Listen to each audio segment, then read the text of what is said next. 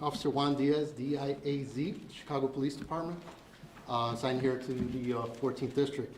So for the last couple of days, we were made aware of Toby's situation.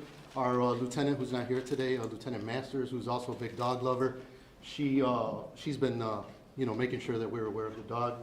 Yesterday at some point, she sent a message out to all the units with her phone number so we can contact her in case we spotted the dog. Officer Pagorni on his way home actually saw the dog and then contacted the desk and then saw Officer Colo here, who was driving around in the neighborhood in Humboldt Park, and waved him down, and so then he put it over the air, and that's how we kind of all got involved. At some point we had Toby kind of in one area, but it was hard to, he was real scared, so it was hard to get him to stay still. So I actually called her and told her to meet us up, and she met us up over there. I told her to jump in the car with me because it'd be easier eventually if we get him stopped. It'd probably be a lot easier if he hears her voice. So that's what happened. Eventually he was coming down Division when she's like, there he goes, and jumped out and he saw Mama and was very happy. No, we'll have Nelly speak.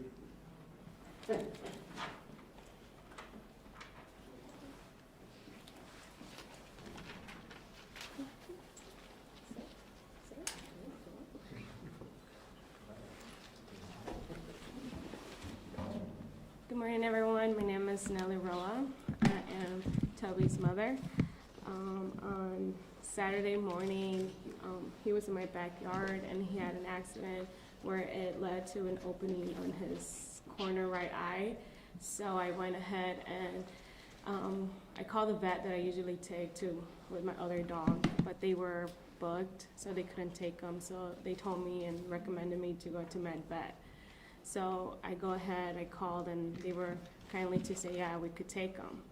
So I went there, and then as protocol, because of COVID, they said that it was recommended for the owners to go home. So I take them out, they took them.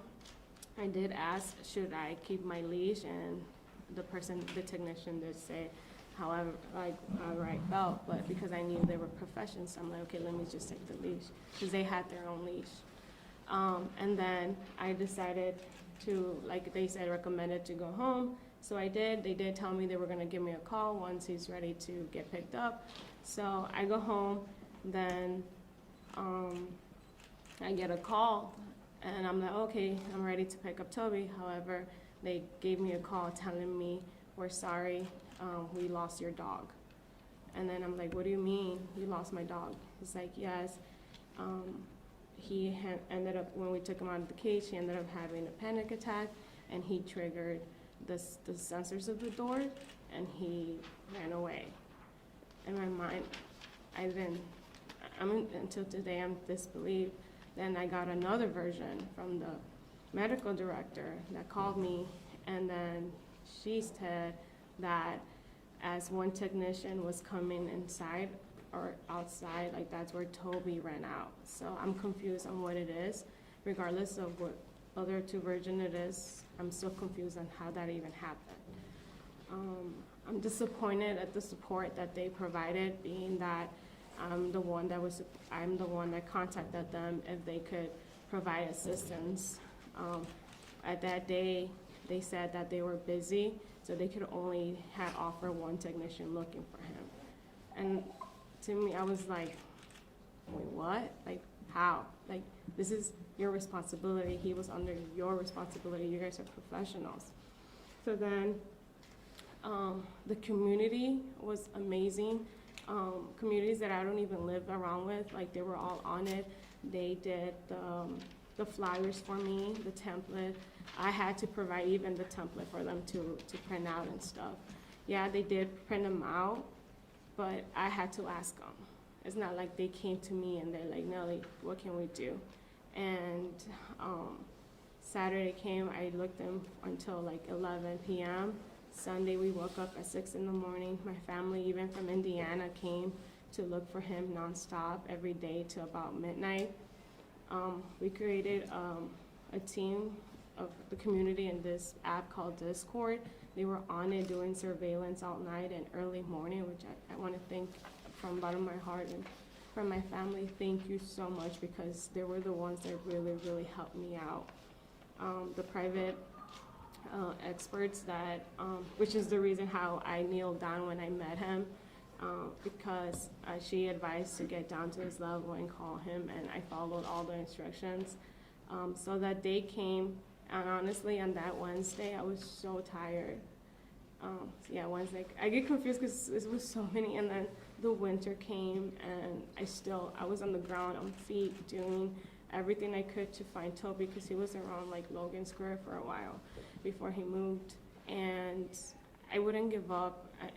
And it's like, Toby, like, I know you're here, and I know you're gonna come out. So I was stuck with my family on foot and then on cars, and then when we moved to Humboldt Park area, we saw him someone spotted him behind a grocery store on the garbage bin. So then we're like, oh, he's around this area. So then that's where we decided to cut pieces of my clothing and did like trails. So which I believe that actually helped, because we went all from California Street to Western, all the small streets. We did like trails of my clothing so he could follow. And then, but that Wednesday morning, I was like very fatigued, very tired, and I had asked my sister, my sister Veronica, she's been great help for me. She's the one on it on social media, as well as my sister Brenda. I was tired, and I was like, can we try to search later? And then we get a call that he was spotted again in that area. So we went, and again, they saw him because they sent us a picture, which CPD was really great. Was great at also putting the picture there, so they know that he was within the area. And then it was around noon, and we were like, okay, we don't see him anymore. We did get a lot of callers, and we just didn't see him anymore. We got a call that he was like around Paulina and Ashland or Huron, and then we were looking, and then suddenly I get a call from Officer Diaz, and to meet us there, like in Sacramento and Grand. So we get over there, I get down, and then, because he advised, which is true, like maybe because he's been circling there, I would maybe be able to like find him and get him to come to me. Then my cousin drove around, and he spotted him, and he called all of us too, and then we hear also the officers telling with the radio, he's here. So we drove, and then in Division and Artesian, I think that's where we found him. That's where we all cornered him in cars. I got out, Toby was there. I called him by his name, and he kind of like hesitated. And then at the end, I get down, and I called Toby. Tobias is his name in Spanish, so he know, like everybody would call him Toby, which I think calling him Tobias was good because he knew probably mostly me. And then he came to me a little scared, but then he came and I hugged him, and since then I haven't let him go. And then also like Officer Soto, he was nice enough to, I was like, no, I don't want to go in my car, like, can you please take us? And he took us to my aunt's house. Because he was in that area, and then my aunt's house was there, and I was staying there, so I felt like it was a better strategic if we were just there. I also want to thank a lieutenant on the police station at Western.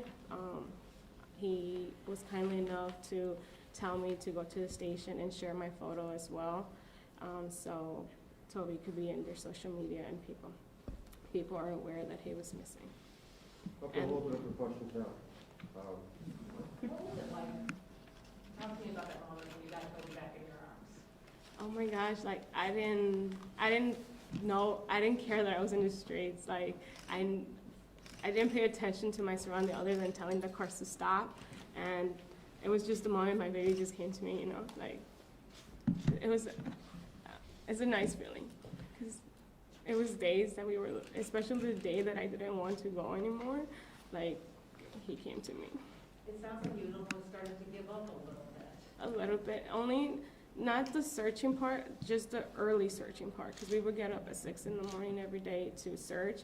So I was like, baby, which is my baby sister, I was like, can we search a little later? but then we got the call. How is Toby doing? Toby right now is very afraid. He's shaking. We did take him to the vet. He's doing healthy-wise, like he's doing good. His eye injury seems to probably have an infection, but that's about it. He didn't get frostbite or anything, but he's shaking. He had a tough night today, even with his comfy bed and everything. Yeah, he's afraid of like people. So it's been on about 4 days, is that right? Yeah, since Saturday until Wednesday. And can you just even imagine what we've gone through, especially we had a big storm coming through at that time as well? Exactly. Like I was terrified because I didn't know where he would be or how, especially because he's a dog home. Like he's not used to the streets other than when I walk him. Can you tell me a little bit about, explain one more time the two versions? One was that he slipped out. What were the two Yeah, versions you were one told? was that supposedly when they were taking him out of the cage, he had a panic attack and he triggered a sensor door or something, and then he escaped. And then the second version was that a technician, I don't know where he was or what happened, but technician was coming in or out, and that's when he escaped. And does he have panic attacks? Is that something that? No, that's why I was so confused and like, why? How? And just one other question. I see he's crying, or is a tear coming out of his right eye? Is that the eye injury? Yeah, that's the And right. what was the eye injury again? Like he had an opening, like he had an open wound. From an earlier time? Yeah, from that morning. That's why I decided, like, that's why when I wanted to take him to a regular vet and they recommended me to go to med vet.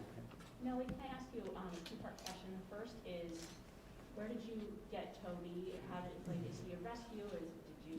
No, my boyfriend gave it to me as a gift. Okay, and then the second part is, what has this whole ordeal taught you about humans? It tells me that it doesn't matter, like, even if I didn't meet them in person stuff, they have a heart, and I'm so appreciative of the whole communities again that did not even caring that it was a storm and being online, being late, like they're low for animals, they're low for dogs, for any kind, like, which is why I also want to tell people we still have more to rescue, and it's not, we have a happy ending, but there's more to rescue, and I know that with my heart and me joining as well, like we're gonna have those fur babies coming home too.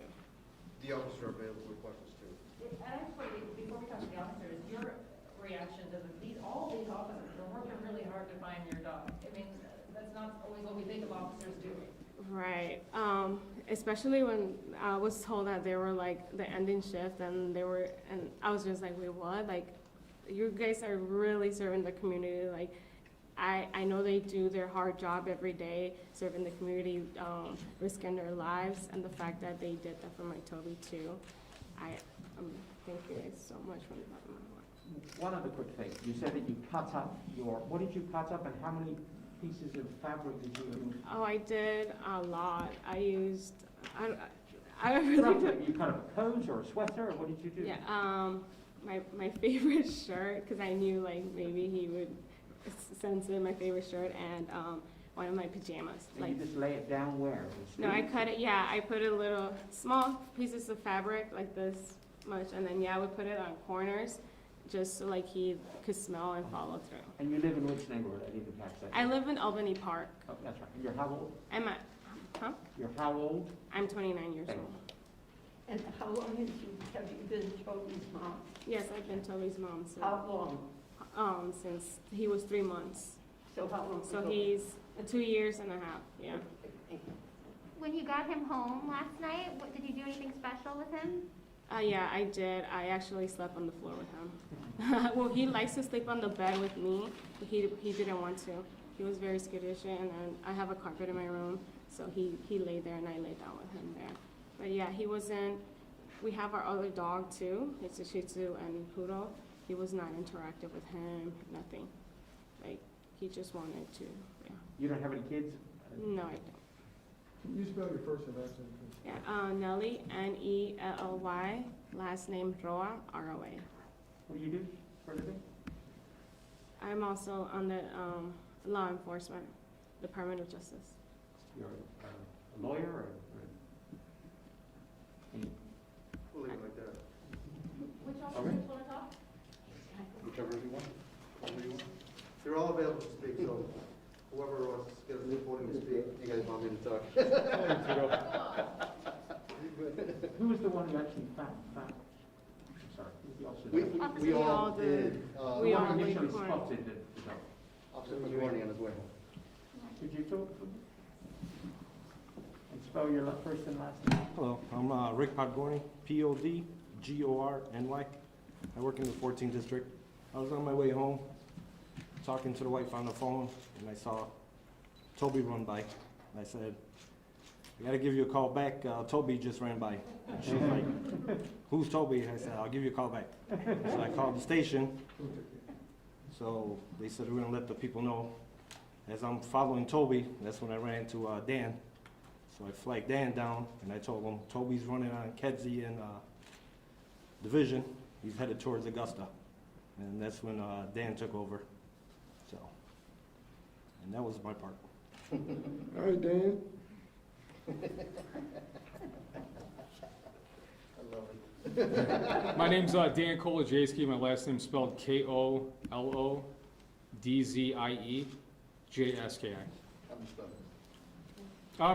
Just briefly, I mean, I was made aware by the lieutenant that we've been looking for this dog for a couple days. And like Officer Podgorny said, he had spotted the dog. I saw the dog running southbound on Kedzie, and then the half an hour chase was on. So Toby covered a pretty large distance yesterday. I don't know how he's still in this good a shape being out here, in this weather for 4 days, so. Isn't it amazing to you that the dog, one, survived the weather, and Sure. two, survived not being hit by a car? Absolutely, and that was my big thing, is where he was running, those are some pretty busy intersections, whether it's 4 o'clock in the morning or 2 o'clock in the afternoon. So I'm amazed he didn't get struck by a vehicle yesterday. And what was the time again when you actually spotted him roughly? This is right around 2 o'clock, 2 o'clock p.m. yesterday. What was that like? I mean, normally you're out there chasing suspects, criminals, here you're out chasing a dog. Yeah, I mean, this is what we do, is we serve and protect. I mean, this is an officer going home that alerts me. So, I mean, I think people have this misconceived notion that police officers just punch a clock 9 to 5, but you have an officer going home that does his due diligence to call the station and stops by to tell an on-duty officer, hey, there's a dog we're looking for, or a stray dog that's running loose. So I just think people have this misidentified idea that we just don't care, or we just punch a clock 9 to 5. I mean, it's a great feeling. I mean, I'm a pet owner, so I mean, I know exactly how she feels losing an animal. So I mean, to get her back, or Toby back in her arms, is a great feeling. I mean, that's what we train to do. So, any other questions? Nellie, you obviously are upset with the vet. What's coming out of that? We're going to see and it's a little early. I know you've just got Toby back in here, but you were obviously upset about how they treated your dog. Any plans? Any get sued? What? I'd rather not comment. Okay. Probably another question we're hanging up on this. Okay, let's get the other part of the story. Who's next? I mean, not off a question, but what I would like to, my last name, Adam Harrigue, last name Jaurigue. I want to say with all the officers' help, and there were so many citizens on the street that we would pull up and we would say, hey, have you seen a dog, a shepherd? He has like a little gray vest on his back, and there were a lot of citizens out there, hey, he went this way, I seen a dog go that way. So it truly was a combined effort with CPD and our citizens. So thanks to the citizens that were out there helping us out as well. But thanks to these guys. These guys never gave up looking for him until he was with his mom. Were you there at the end? I was there at the end. I was, as soon as he called it out, I have a shepherd. I love shepherds.